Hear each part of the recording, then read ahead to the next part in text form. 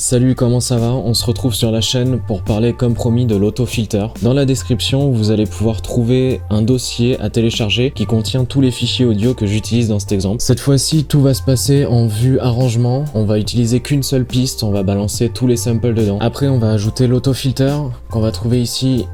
On double-clique dessus ou alors on le glisse directement sur la piste. Pour cet exemple, j'ai sélectionné 3 sons. On a un white noise ici, un son de synthé et une batterie. Ce qui serait pratique, c'est d'utiliser les sons en boucle. Alors pour faire ça, on va faire sélection ici, clic droit.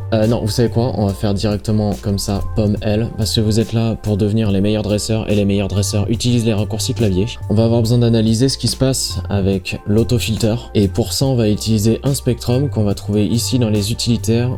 Spectrum, on glisse ici. On agrandit la fenêtre. Comme je l'ai dit dans l'autre vidéo, le son c'est une onde, et cette onde est une vibration dans l'air. Et plus la vibration est rapide, et plus la fréquence est haute. Les fréquences, elles s'expriment en hertz. Elles nous permettent de déterminer la tonalité aussi du son, et à ce moment-là, quand on détermine une tonalité, on va utiliser plus donc des lettres pour le système anglo-saxon de A à G, ou pour nous en mode latin do ré mi fa sol la si do. Le spectrum va nous permettre de traduire visuellement les fréquences dont le son est composé. C'est une vue relative qui va de l'infini, en bas ici, en dessous de moins 114, faut imaginer qu'on peut encore descendre jusqu'à l'infini, jusqu'à 0 en haut. Donc au-dessus de moins 6, on va retrouver 0 vers ici, quelque chose comme ça. Ça, on va appeler ça l'amplitude. Et ensuite, on a de 11 Hz à 21 kHz sur le spectrum d'Ableton. L'oreille humaine, elle, ne pourra entendre que de 20 Hz à peu près, plus ou moins, à 20 kHz, plus ou moins, ça dépend. Quand on joue un son, on a son image qui apparaît dans le spectrum.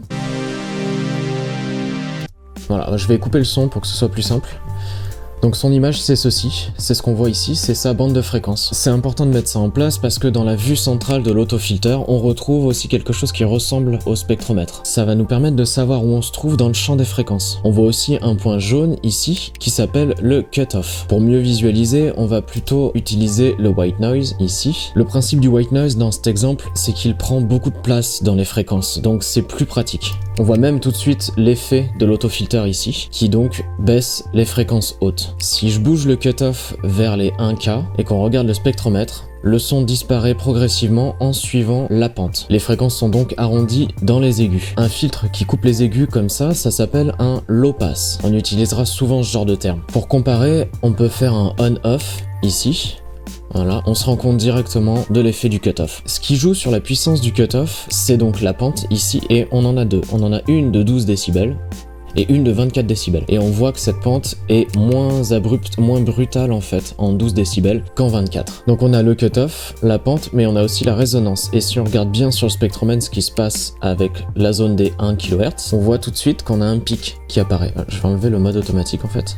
Voilà. On voit qu'il y a un pic, une bosse qui apparaît, et qu'on peut bouger comme ça, qu'on peut manipuler comme ça en abscisse et en ordonnée. Le taf de la résonance ici, c'est d'ajouter un petit pic, une bosse, en gros un accent. Ensuite, on peut changer la forme du filtre ici en passant par un high pass. Donc là, ça va être les fréquences basses qui vont être diminuées en fonction de la pente. On peut même avoir les deux en même temps avec un band pass qui va réduire les basses et les hautes pour garder les médiums.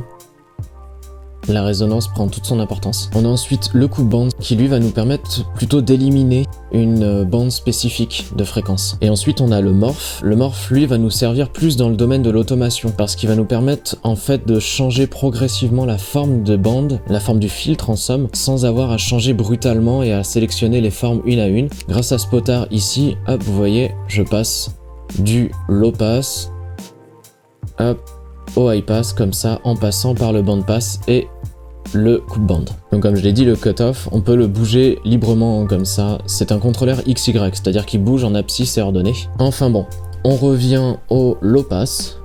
Hop, pour tout reset, on va double-cliquer un peu partout. Et cette fois-ci, on va utiliser le sample de batterie. Alors le sample sans filtre, il donne ça.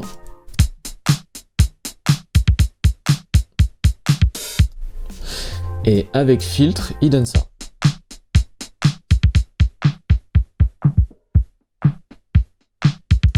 Si on ajoute un peu de résonance, c'est un petit peu plus sympa. Encore un peu là. Bref, vous avez compris. Ici, on a le LFO. Quand on augmente la quantité de LFO, ça va bouger le cutoff en avant et en arrière en suivant la forme que l'on choisit juste ici. Donc là, pour l'instant, c'est une forme sinusoïdale et on a aussi du square wave, du saw, etc. On a même une forme random ici. Mais on va rester sur la forme sinusoïdale. Le rate ici va augmenter la vitesse de cette forme. Et si on regarde dans le spectromètre, on peut se faire une idée de ce qui se passe. Parce que oui, ça va bouger, mais ça va pas visuellement bouger le cutoff. Vous allez comprendre.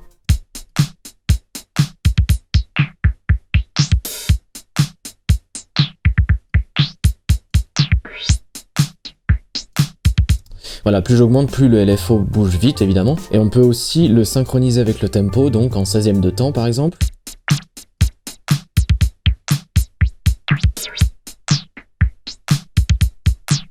Voilà, de faire tous les demi-temps.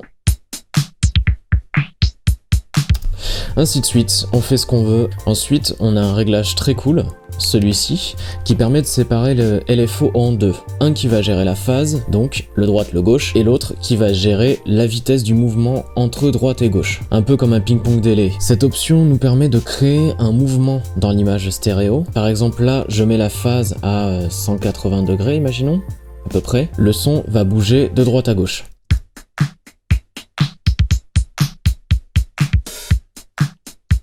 Et il bouge en fonction d'une vitesse. Cette vitesse, je peux la modifier avec le spin.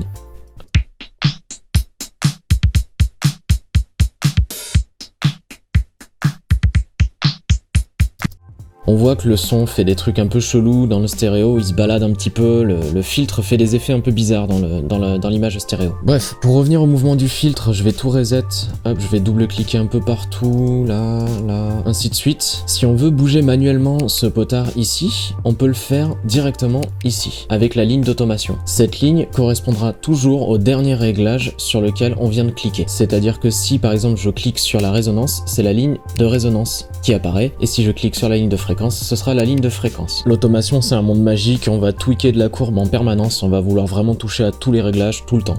Pour l'automation, on va utiliser plus le son de synthé, ce sera plus parlant. On peut dessiner donc un point ici en cliquant sur la bande, puis ici par exemple, et dessiner des formes un petit peu cheloues comme ça, hop, créer des pics, et ça donnera ce genre de choses.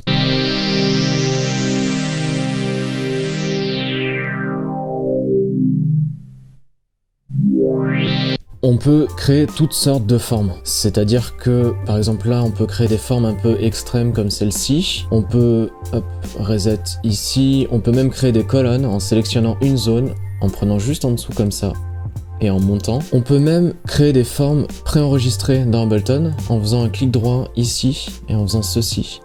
Ça va nous créer une forme un petit peu plus arrondie, très courbée, vraiment très smooth pour avoir ce genre d'effet là.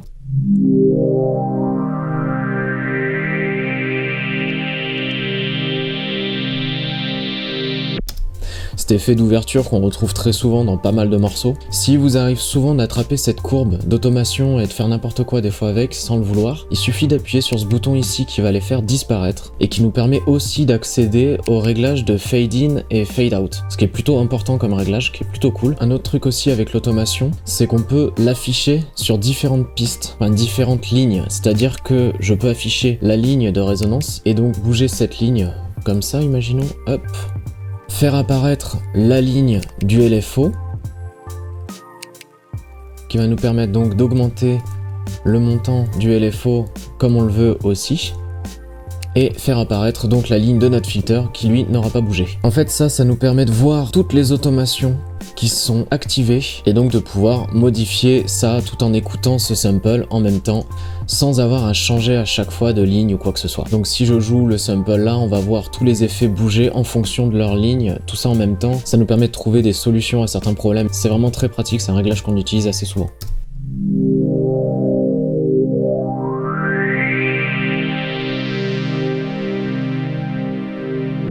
Voilà, ça permet vraiment d'avoir des trucs très cool et assez rapidement. Donc on vient de voir qu'on peut faire toutes sortes de formes avec la courbe. On peut faire des colonnes, on peut faire des pentes, on peut faire des courbes. Et les automations sont indépendantes du clip. C'est-à-dire que si j'agrandis ce clip, on voit que l'automation n'est pas présente. Il va falloir dupliquer le clip pour qu'elle soit là, ou alors faire un copier-coller de ce clip. C'est-à-dire que si je le veux là par exemple, et ici je veux le dupliquer, il sera là, etc. Là l'automation suivra, mais si je l'agrandis simplement comme ça, c'est l'autre automation qui sera présente. Enfin voilà, comme vous le voyez, l'automation c'est un vrai monde avec énormément de possibilités, ça peut aussi vite devenir le bordel, parce qu'on peut presque tout automatiser dans Ableton, donc attention à ne pas trop en faire non plus, parce que si un jour vous automatisez un petit peu trop tout, et que vous avez un problème de phase ou des trucs comme ça va être très dur de retrouver où est ce problème. L'automation c'est pas une baguette magique, c'est quelque chose qui va nous permettre d'ajouter du caractère, une identité à vos sons pour les rendre uniques en quelque sorte. Amusez-vous avec l'autofilter, essayez-le sur plein de pistes différentes avec des sons différents, foutez-y de l'automation pour voir, etc. Et vous verrez que c'est plutôt cool à utiliser, c'est d'ailleurs pour ça que c'est un effet qu'on rencontre sur beaucoup de sons, que ce soit en EDM ou même en synthwave. Allez, comme d'hab, je vous laisse là-dessus, c'était Kaizo, à plus, tchuss.